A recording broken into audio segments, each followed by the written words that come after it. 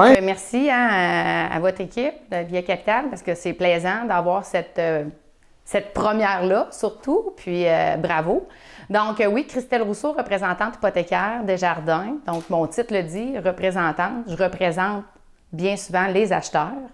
Et aussi les vendeurs. Là, tu sais, des fois, on a des gens qui veulent aller vendre leur propriété, ils ne savent pas trop ou comment faire ça, fait qu'on les dirige vers des courtiers immobiliers. Mais principalement, toute offre d'achat vient avec une condition à remplir qui est le besoin du financement. Mais avant de faire une offre d'achat, bien évidemment, on dit aux gens d'aller se faire pré-autoriser. Donc, pré-autorisation, je le dis souvent, c'est comme un peu des préventes, une pré-admission, des préliminaires.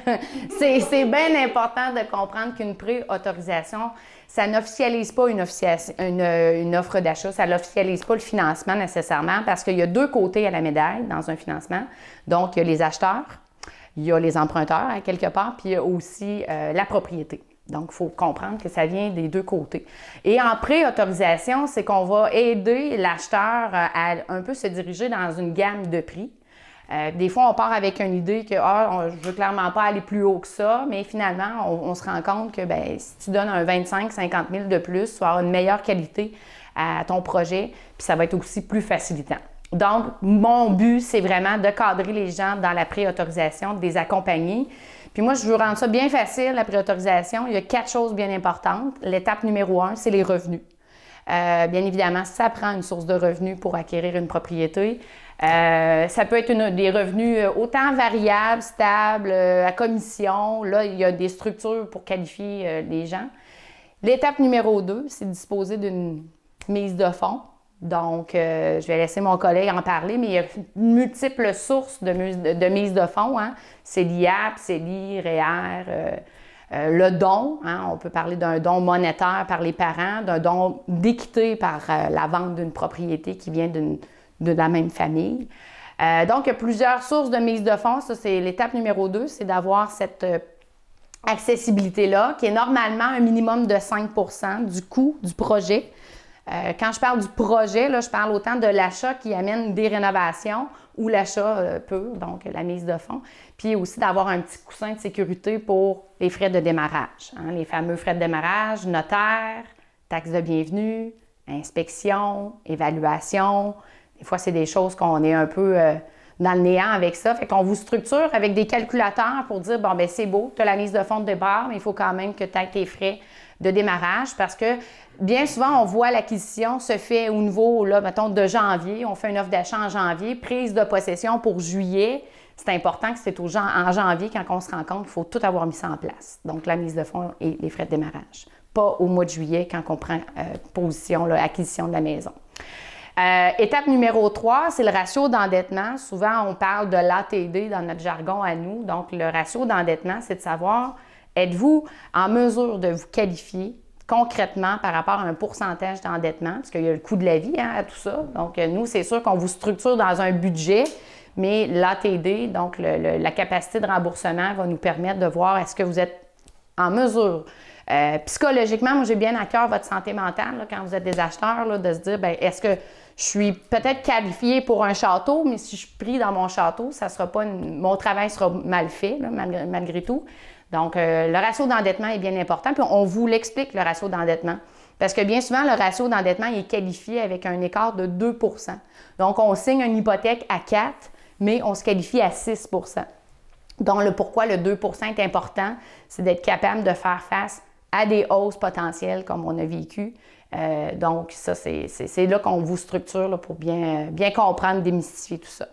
Puis, l'étape numéro 4, bien, c'est le fameux bureau de crédit. C'est comme le bulletin de notes à l'école. Donc, on va aller voir si nos emprunteurs sont des bons élèves. Historiquement, donc, on voit quand même le bureau de crédit, là, on peut reculer quelques années en arrière au niveau là, des engagements, c'est qu'on a toujours été bien fidèle à ses paiements. On voit aussi dans le bureau de crédit, est-ce qu'il y a déjà eu des recouvrements, des faillites, des saisies. Même si on a eu des petites encoches dans le passé, on est quand même capable d'acquérir la propriété. Il y a juste des choses qu'il faut recadrer, puis on est capable d'y avoir accès. Donc, la préautorisation, c'est un certain certificat qui est vraiment préautorisé, signé, puis qui va démontrer aussi aux vendeurs, aux courtiers immobiliers, votre assurabilité. votre maturité dans le projet. On s'entend quand la pandémie est arrivée, c'était hyper important d'être préautorisé parce que nos vendeurs étaient un petit peu, bon, j'ouvre-tu la porte à des gens réellement, potentiellement sérieux. Donc, nous, on est quand même capable de dire, oui, c'est officiel, commence à magasiner, vas-y. Puis un peu, ça vient démontrer la solidité financière que vous avez, la structure que vous avez. Puis aussi, des fois, avoir une préautorisation, ça vous permet de passer en avant des gens qui ne l'ont pas. Donc, on sait que le marché, il y a beaucoup d'engouement. Des fois, il y a une maison qui tombe sur le marché où 24 heures, il y a 8 offres qui s'est présentée. Donc, quelqu'un qui a ce certificat de préautorisation-là entre les mains, bien, permet d'avancer concrètement dans la course, là, on va dire ça comme ça. Mais, fait que le certificat de préautorisation, ça le dit bien, c'est une préautorisation dans le but de virer en autorisation de financement avec la maison. Parce que la maison, c'est un gage hypothécaire qui est important pour une institution financière. On veut savoir, est-ce que c'est un gage hypothécaire qui va être cadré selon des normes, selon des politiques aussi. Quand on parle d'une propriété peut-être en campagne, bien, est-ce que les installations septiques vont être conformes? Est-ce qu'il y a des choses qu'il faut regarder, autres que l'emprunteur? Donc, on va analyser tout ça. Est-ce que le marché aussi, des fois, on se pose la question, est-ce que j'ai fait une offre d'achat, est-ce que je paye au bon prix, au juste prix? Donc, l'institution financière va aussi se positionner par rapport à tout ça. Parce que vous pouvez envoyer, justement, suite à une promesse d'achat acceptée, l'institution financière peut envoyer son propre inspecteur pour faire évaluer la propriété, voir si justement c'est correct. Dans le fond, c'est l'inspection, exact. Il faut faire attention. L'inspection, c'est vraiment là qui est la qualité du bâtiment, où ce que Jonathan vient intervenir. Puis l'évaluateur, c'est là qui va venir nous positionner au neutre, là, parce qu'il n'y a pas de parti pris, vraiment par rapport au marché. Donc, des fois, on va parler de la localisation, du type de propriété. On peut parler de la haute gamme, on peut parler de personnes, pas de personnes, mais de maisons de campagne. Fait que, tu sais, ça a vraiment une grande importance dans l'évaluation là, du financement. En gros, dans le fond, s'acheter une propriété, il faut juste qu'on comprenne que c'est une base très essentielle. Il faut que ça devienne simple. Puis, quand on est bien préparé, bien accompagné aussi, des fois, on cherche à gauche et à droite. Bien, quand on commence avec cette base-là, bien, on sait jusqu'où qu'on peut aller. Puis, des fois, on dit aux gens, c'est pas parce que le certificat de préautorisation vous donne un certain montant que vous êtes obligé d'aller vous accoter à ce certain montant-là. Il faut toujours rester groundé avec son soi-même. Là. Moi, je me dis toujours, c'est l'acheteur qui est le bailleur un peu, c'est lui qui va aller au-devant de jusqu'où on est capable.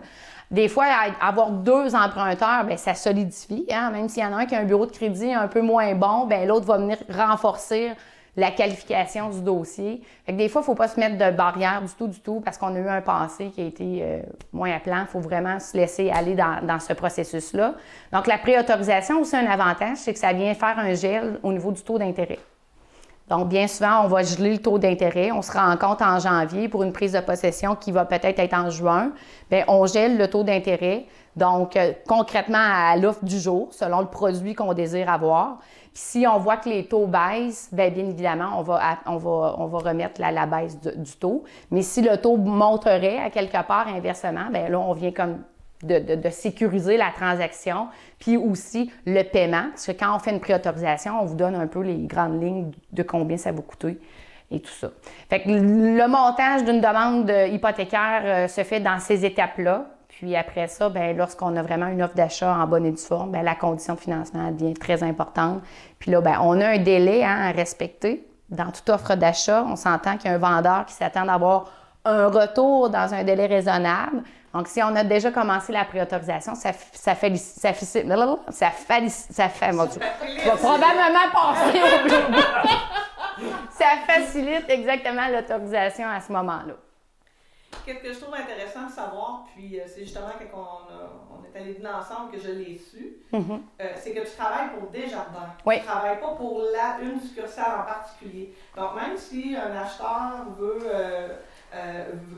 faire son financement, c'est-à-dire que la personne, son conseiller peut-être n'est pas disponible tout de suite, mais toi, tu vas vraiment pas juste, mais tu vas monter le dossier, tu vas vraiment faire toute la demande, puis après ça, tu vas l'acheminer à son conseiller à la succursale une fois que c'est fait. Fait que tu es vraiment spécialisée dans le financement. C'est ça, exactement. Tu sais, spécialisée, représentante. Moi, je suis une multitransit. Fait que ce qui est intéressant, c'est que vous pouvez avoir des acheteurs qui viennent de Sherbrooke, Mégantic, qui font affaire avec leur caisse de ce secteur-là, mais qui veulent à quelque part travailler avec Desjardins. Donc, moi, ça me permet d'avoir cette facilité-là. C'est que je représente le client pour son institution financière qui demeure chez Desjardins, mais peu importe d'où est situé le compte, là, quelque part. Fait que, tu sais, j'ai un peu la même réalité qu'un courtier immobilier. Je suis, oui, du 7 jours sur 7. Bon, on dirait 7 jours sur 7, là, dans une mesure raisonnable, bien évidemment. Mais tu sais, des fois, ça va vite. On veut parler avec un humain, là. De nos jours, ça peut être compliqué. Donc, appeler à 1-800, là, ça ne nous tente pas. Fait qu'on a, tu sais, moi, j'ai mon numéro de téléphone privé. Les gens me textent, les gens m'appellent. Tu sais, des fois, c'est tout bêtement une petite question. Bien, moi, ça me fait plaisir de répondre. Puis, tu sais, d'avoir cette chaleur humaine-là, on le sait, là, il y a beaucoup de réseaux sociaux, on entend beaucoup de choses, mais d'affaire à faire avec le direct, ça, c'est super, super, super important. Puis moi, je suis dans la porte d'en avant. Tu sais, on le sait, il y a d'autres sources d'entrée là, dans des institutions financières, mais des fois, c'est très laborieux, puis on se demande encore avec qui on fait affaire. Bien là, quand vous avez une source directe, bien, on appelle Christelle, c'est pas compliqué. Puis moi, après ça, tu sais, si j'ai à parler avec un intervenant de la caisse, bien là, je les connais, puis ils me connaissent. Fait que ça, c'est encore plus intéressant. Donc, ce qu'il faut retenir, c'est que je travaille pour vous, peu importe, tant que vous demeurez chez Desjardins. La mise de fonds, on en parle souvent. Puis qu'est-ce qui est intéressant avec ta préapprobation, c'est que des fois, mettons, quelqu'un, je l'ai vécu dernièrement, se sépare, recherche une maison, puis là, elle dit, ben là, je pense donner 5 de mise de fonds. Mais c'est de savoir, des fois, c'est que si tu t'achètes un immeuble à revenu, tu es propriétaire occupant, bien peut-être que tu peux acheter peut-être quelque chose d'une valeur plus élevée. Fait que c'est pour ça que ta qualification, tu vas peut-être dire, si tu achètes une maison, tu es qualifié pour tant, mais si tu achètes un duplex et tu es propriétaire occupant, tu peux peut-être acheter pour un autre montant aussi. Oui, c'est ça, parce que dans le fond, c'est correct, le produit, c'est correct, mais quand on dit aux gens, vous avez été préqualifié pour un tel projet, si c'est une maison unifamiliale, on sait, là, ça ne donne pas des revenus supplémentaires. Mais si on est qualifié pour un projet de duplex, triplex, là, on a des revenus supplémentaires. Alors que quand on regarde pour un achat de condo, on a un frais de condo, tu sais. Fait qu'il faut faire attention, tu sais, dans quel but qu'on se préautorise. Fait que c'est super important parce que quand on parle avec le certificat de préautorisation, ça ne spécifie pas là, le projet là, en soi. Ça donne un montant, mais là, si au bout du compte, bien, ça rechange parce que là, on est rendu dans un condo, par exemple, bien, il y a un frais de condo de 250 par mois, bien, c'est un engagement supplémentaire qui vient jouer sur la capacité d'emprunt aussi.